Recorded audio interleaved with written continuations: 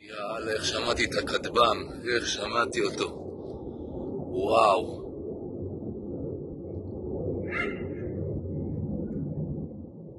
איזה פיצוץ צבעי בחיל הים.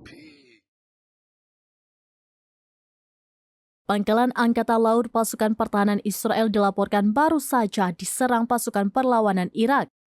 Salah satu situs vital IDF itu tampak dihujani 3 drone hingga meledak dengan dahsyat. Adapun detik-detik 3 drone perlawanan Islam Irak itu menghantam pangkalan Angkatan Laut IDF pun beredar di media sosial pada Senin 1 April 2024.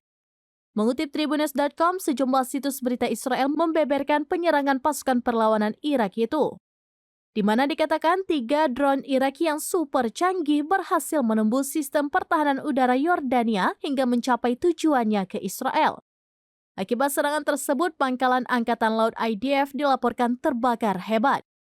Media Zionis mengabarkan kebakaran hebat terjadi usai 3 drone Irak menghantam beberapa tempat termasuk pangkalan Angkatan Laut IDF di Eilat. Wow.